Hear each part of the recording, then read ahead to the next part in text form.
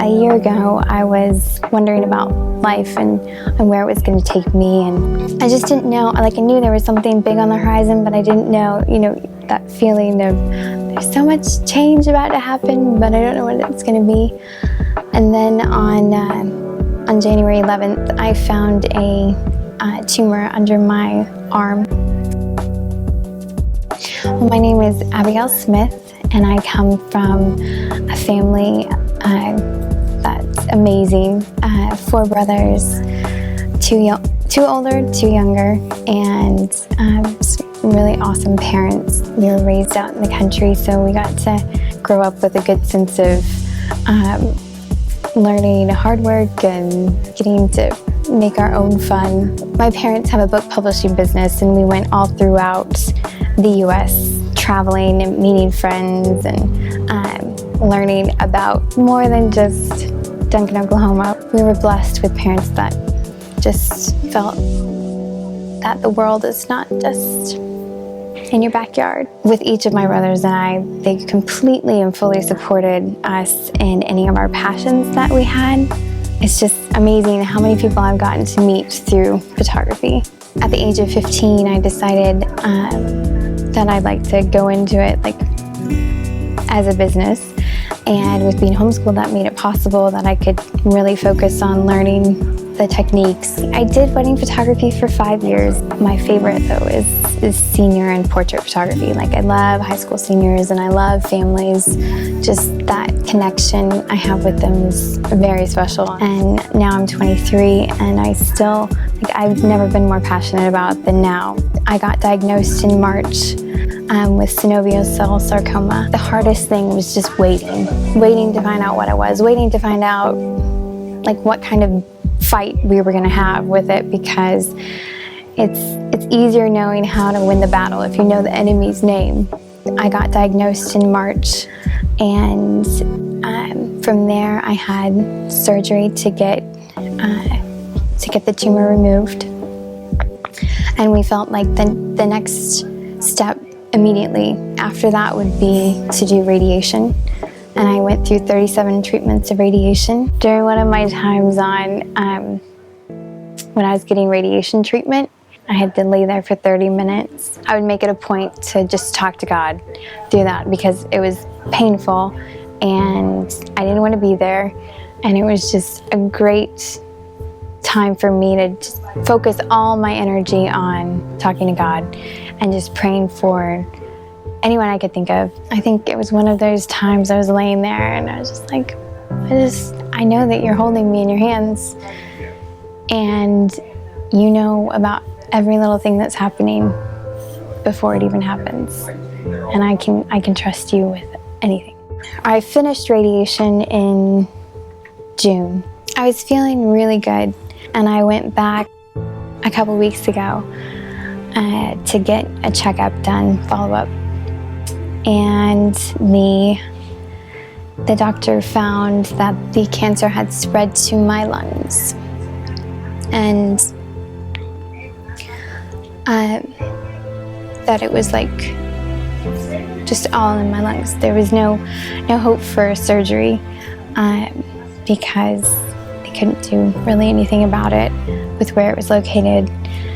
And it's hard when someone tells you you have this terminal illness and you feel great. So that was shocking to hear that news, and just wasn't prepared for it, really. I didn't. You hear something the first time and you think that the next time you're gonna hear it, it'll be easier. I don't think it ever gets easy if you hear something like that. The doctor recommended I do chemotherapy, but with it only having a 30 to 50% chance of slowing down the cancer and not even curing it, I felt like that was not something I wanted to do right now. I have definitely struggled with the thoughts and emotions and the questions of why. Like, why would this happen to me? Because I've never gone to the doctor like one day in my life. This year has been the first year that I've ever had to see so many doctors, and it has been hard because there's no way to explain why it happened. Well, there's just like so much confusion and just dread, absolute dread, regarding like if I should do chemotherapy. Like, when I found out, I went to bed crying, and I woke up crying, and I cried a lot of the day because I was just like, God, what am I gonna do? How am I gonna know whether or not I need to do this? Because this is kind of the biggest decision I've had to make so far. Realizing that he was the only one that was going to give my answer, and it was just amazing how like he did. He like brought it about to where I knew without a doubt that that was not the path that I should take. And then the next morning, or the next day, like I went to bed with hope, which I hadn't had at all. And I was just like, oh God, I know this is you, because I absolutely had no hope before right now, and I had no peace. And I woke up with hope and peace the next day. And it's a challenge knowing that, like, I don't know what's gonna happen, but I have peace with that decision that I made. And I know that I am trusting God for the final outcome, no matter what it is. Like, I know that He has got me in the palm of His hands. You know when you need to do the right thing, when you get through that and you have hope and peace.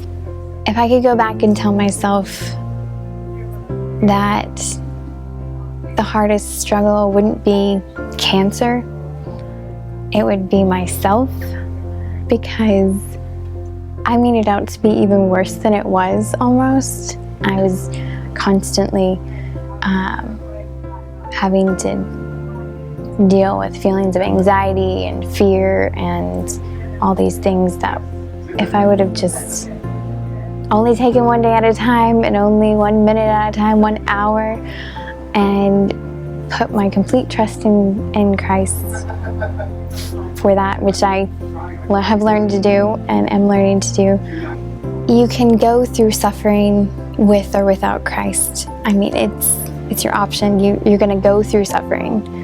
I've never felt so loved and cared for by Him than this year, with the way He worked out all the doctors that I was lined up to see. I've never felt more like He understands what I'm going through than now, because I know that He went through the worst possible pain that you can go through as a human, and I know He knows exactly what I feel. And I think that's the main reason why I think I can turn to Him, is because He's been through it all already, and He promises to help us through that.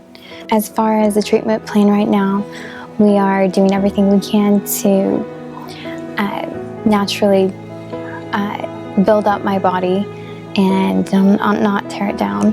I'm having a healthy diet, cutting all sugars, all refined processed things like flour and grains and such, and then just some other natural things that we're doing as far as treatment plan goes. Well, my past medical bills for this whole last year have been about $60,000, and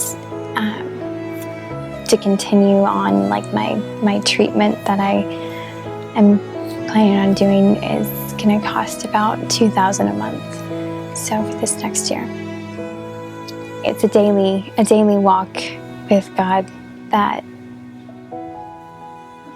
That's where I find my rest. You really don't know how much you need each other until facing cancer or any kind of tragedy, trauma, hardship. He was just so incredibly faithful, and He cares about you more than anything. And He's there to walk you through whatever life may hold.